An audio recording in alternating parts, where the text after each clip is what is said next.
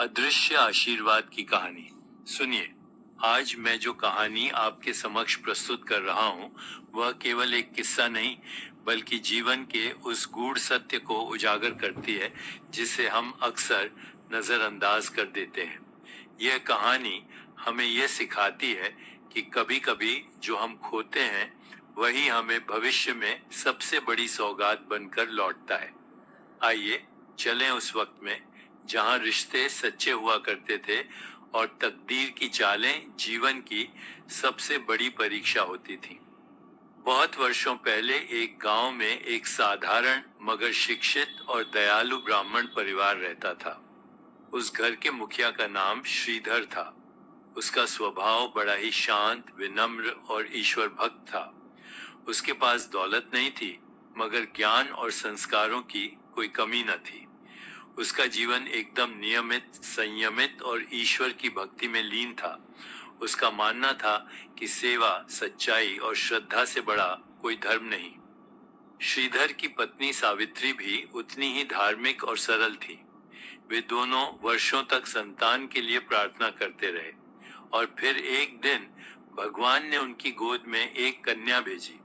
उसका नाम उन्होंने आराध्या रखा, क्योंकि वे मानते थे कि वह उनके जीवन की सबसे बड़ी उपासना का प्रतिफल थी। आराध्या की आंखों में मासूमियत की चमक थी और हृदय में करुणा की गहराई। वह छोटी उम्र से ही मंदिर में भजन गाने लगी और उसके भजन सुनकर लोग भाव विभोर हो जाते। मगर इस प्रेम और भक्ति की दुनिया में भी एक अंधेरा कोना था। कुछ लोग कहते थे कि कन्या जन्म तो अशुभ होता है, और वह तो और भी अशुभ है, क्योंकि उसके जन्म के कुछ ही महीनों बाद श्रीधर का व्यापार पूरी तरह डूब गया।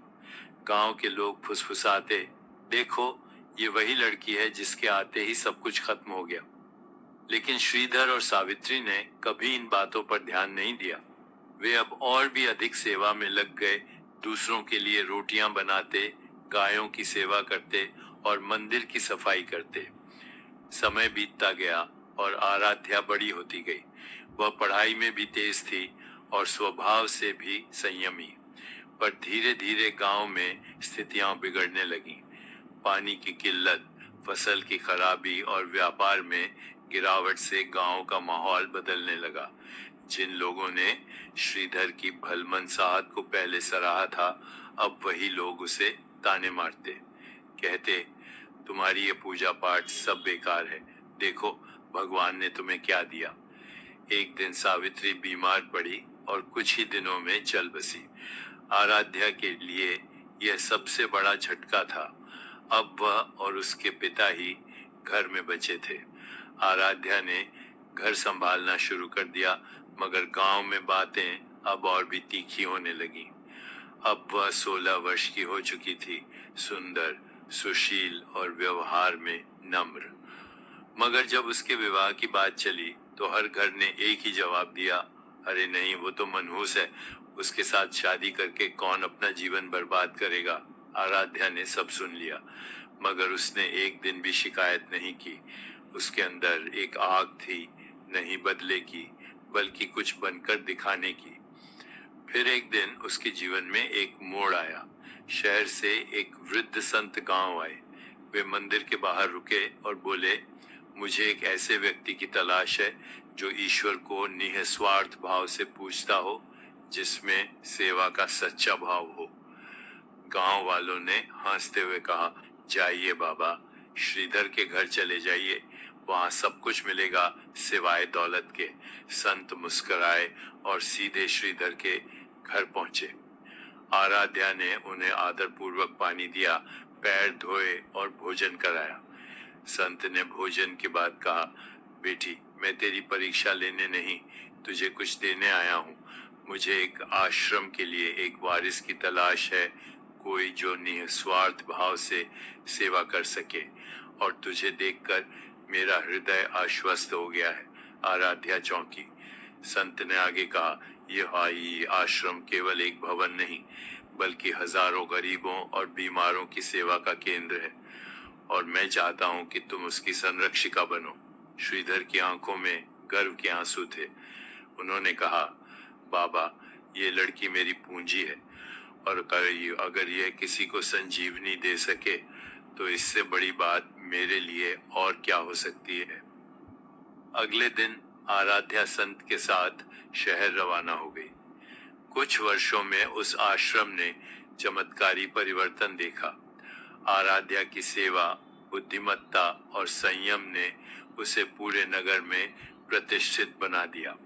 वह न केवल एक सामाजिक नेत्री बनी बल्कि एक संतुलित व्यवस्थापिका भी। हर कोई उसे मां आराध्या कहकर पुकारता था। एक दिन एक वृद्ध जोड़ा आश्रम के द्वार पर आया। चेहरे पर थकान, आंखों में पश्चाताप। वे थे वही गांव के सबसे धनवान व्यक्ति जिन्होंने कभी आराध्या के पिता को तुच्छ समझा था और उसके लिए रिश्ता तक देने से मना कर दिया था। अब उनके बेटे ने उन्हें घर से निकाल दिया था। आराध्या ने उन्हें पहचाना, मगर बिना कुछ कहे आगे बढ़ी और उन्हें आश्रम में स्थान दिया। उनकी देखभाल की, दवाइयां दिलाई और उनकी सेवा में कोई कमी नहीं की। कुछ समय बाद उन्होंने हाथ जोड़कर आराध्या से कहा, बेटी, आज समझ आया कि असली अमीरी धन से नहीं, मसीह से, संस्कारों से होती है। हमने जो भी किया उसके लिए क्षमा चाहते हैं। आराध्या मुस्कुराई और कहा, क्षमा तो वो मांगते हैं जिन्हें अब भी घमंड हो, मगर मैं तो आपकी बेटी हूँ। मेरा कर्तव्य है सेवा करना। निष्कर्ष, इस कहानी का सार यही है कि जो जीवन हमें कठिनाइयों की राह पर डालता है, वहीं से हमारे व्यक्तित्व का निर्माण होता है।